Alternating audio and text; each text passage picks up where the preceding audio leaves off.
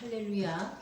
오늘 전해드릴 말씀은 겟세마네에서 기도하시다 예수님의 기도를 말씀 전해드리겠습니다.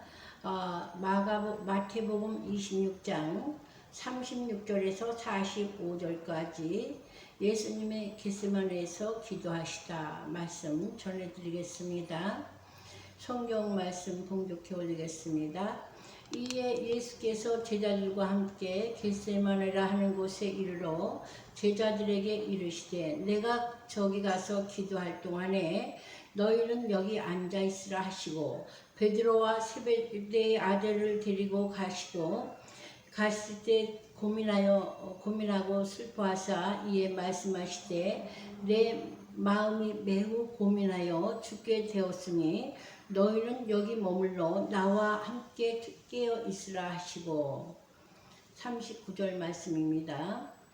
조금 나아가사 얼굴을 땅에 대시고 엎드려 기도하여 이르시되 내 아버지여 만일 할만하시거든 이 잔을 내게서 지나가게 하옵소서. 그러나 나의 원대로 마옵시고 아버지의 원대로 하옵소서 하시고 제자들에게 오사 그 자는 것을 보시고 베드로에게 말씀하시되 너희가 나와 함께 한 시간도 깨어 있을 수 없더냐.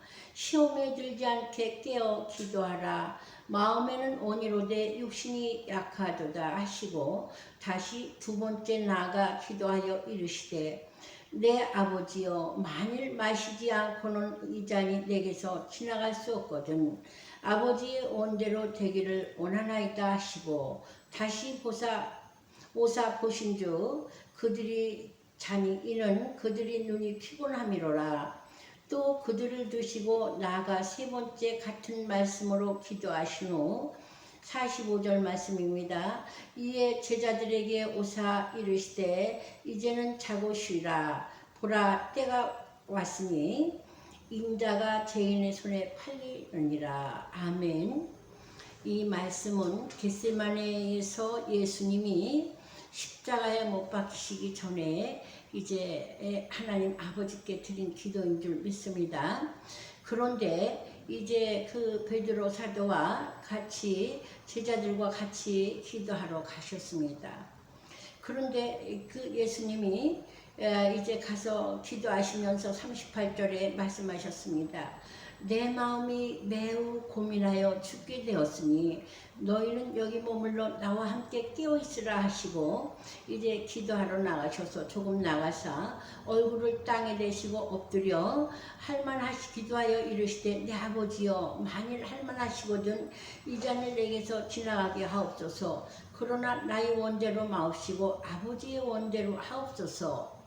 하나님께서 이제 예수님께서 이렇게 십자가의 고난을 아셨기 때문에 이제 심히 고민하여 슬프다고 이렇게 말씀하셨습니다.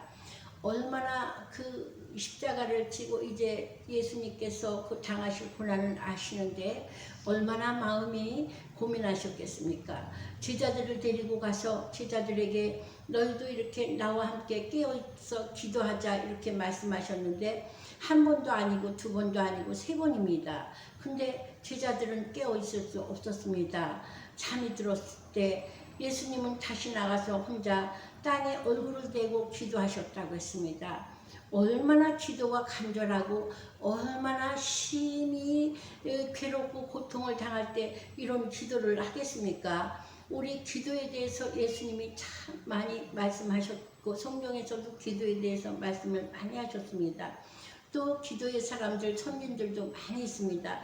그런데 지금 예수님께서는 지금 아주 정말 아주 슬프고 애통하고 이 고민을 하사 슬프라고 예수님 말씀하셨습니다. 이런 기도가 필요할 때 우리는 정말 어떻게 해야 되겠습니까? 정말 이 상황을 볼 때 예수님 세 번째 다시 오사 보신즉 그들이 자니 그들이 피곤함이라 예수님께서 말씀했습니다. 너희가 시험에 들지 않도록 깨어서 기도할 수 없더냐. 나와 한 시간이라도 깨어 기도할 수 없더냐. 우리가 기도하는 사람들은 이 기도에 대해서 참으로 이 기도가 땀방울이 핏방울이 되도록 기도를 하며 기도가 생명을 살리는 것을 알게 될 때 정말 성령 충만해서 기도할 때 이 얼마나 기도가 필요한 것 절실하다는 것을 알게 되고 예수님께서도 기도 외에는 이런 이유가 없느니라 제자들이 나가서 병자를 고치지 못했을 때 와서 예수님 왜 예수님은 병자를 고칠 수 있는데 우리는 이렇게 됩니까 할 때 예수님 말씀했습니다. 기도 외에는 이런 이유가 없느니라. 이 기도가 얼마나 한시도 너희가 깨어서 나와 함께 있을 수 없더냐. 이 간절하고 찰 때 절박할 때 기도. 저도 한번 그런 체험을 했습니다. 제가 수술을 하게 됐는데 이제 그 아침에 제일 먼저 순서에 수술을 하게 됐어요. 근데 병원에 있는데 얼마나 무서워가지고 그 전날 캐리어에 병원에 입원했다가 캐리어를 몰래 가지고 도망치고 싶은 마음이 있었어요. 그랬는데 거기서도 영적 전쟁이 일어났어요. 어떻게 다리를 수술하려고 그러는데 이렇게 기도를 막 하는데 누가 와서 다리를 빼가는 것 같아요. 어마어마하게 아픈 거예요.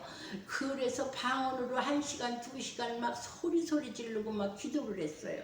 그런데 아침에 수술실에 들어가게 됐는데 사람들이 쭉 이렇게 그 수술 침대에 드러져 있는데 여러 사람이 가요.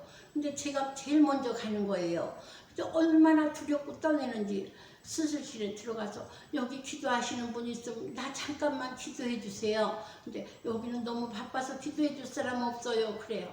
근데 수술실에 들어가서도 얼마나 그래서 주기도문을 외고 사도신경을 외고 하나님 아버지 나 좀 살려주세요. 이제 한 번만 살려주시면 하나님 제가 주님의 뜻대로 다 이렇게 주님 순종하겠습니다. 우리가 절박할 때는 어떤 기도가 나오겠습니까? 참으로 막 그런 기도가 나올 줄 믿습니다. 그래서 저도 하나님 살려주시면 이제 과거에 잘못했던 거 다 회개하고 뉘우치고 한 번만 살려주세요. 하나님 살려주시면 주님 말씀 순종하고 끝까지 하나님 순종하겠습니다. 그리고 막 기도를 했어요. 어쨌거나 한 2-3시간 기도를 그 수술을 하고 깨어났는데 나왔는데요. 얼마나 아픈지 그렇게 절박할 수가 없어요. 그래서 산소통을 데리고 이제 하루 이틀 있다가 이제 1달, 2달 가까이 돼서 퇴원을 하게 됐습니다.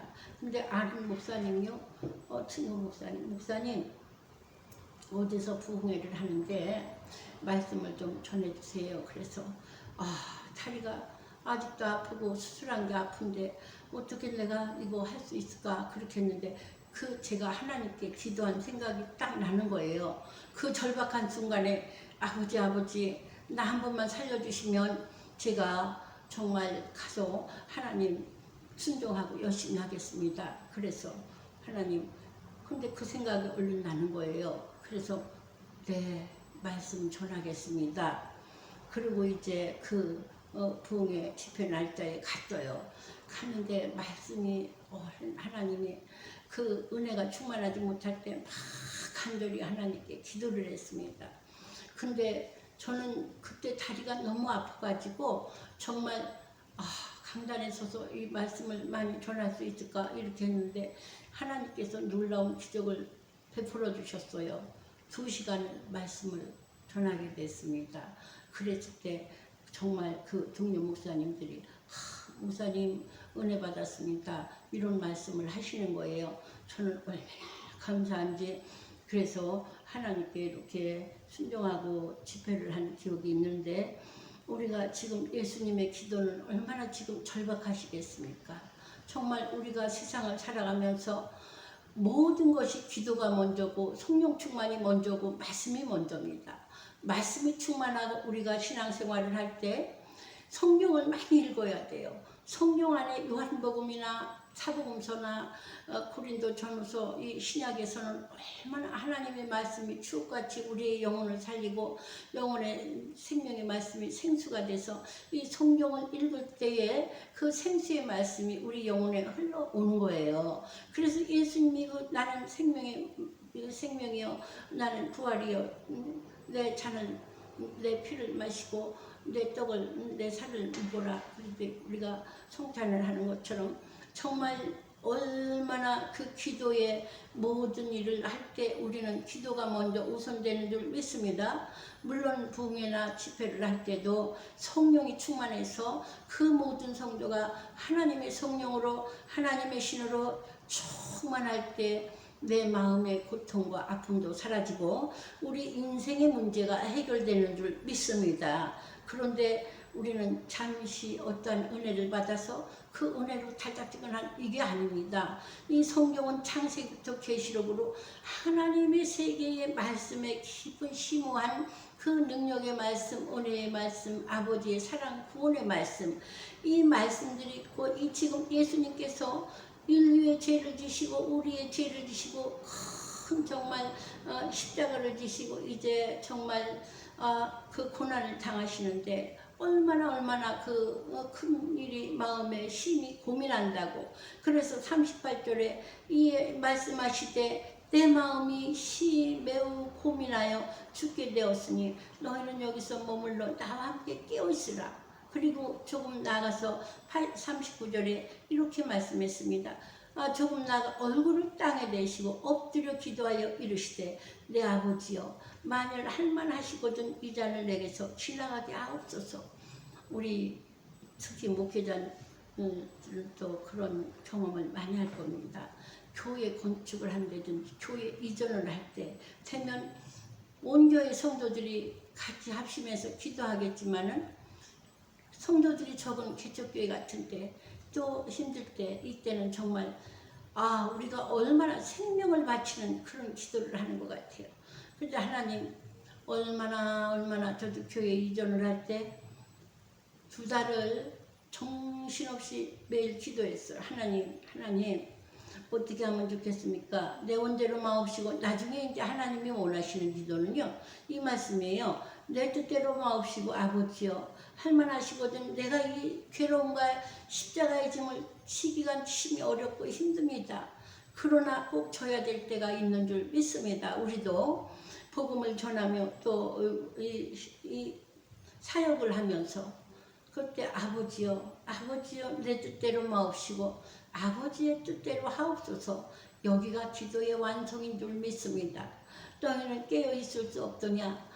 잠시라도 깨어있을 수 없더냐? 기도가 참 필요하고 기도가 갈급한 이때에 정말 같이 기도했으면 얼마나 좋겠는가. 그러나 이 세상이 얼마나 지금 분주한지 엎드려서 기도할 수 1시간도 깨어있을 수 없더냐. 예수님이 이렇게 절박하고 간절한 이런 제자들에게 말씀했습니다. 그런데 오늘날도 이러한 때가 됐습니다. 우리가 무슨 일을 하든지 먼저 기도해야 될 줄 믿습니다. 먼저 성령 충만해야 될 줄 믿습니다.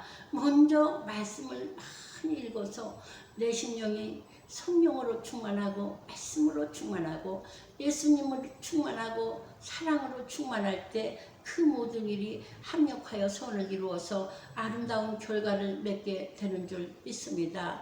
우리는 지금 정말 지금 러시아 또 우크라이나가 이렇게 전쟁이 치열한 이때 얼마나 정말 세상이 혼란합니까?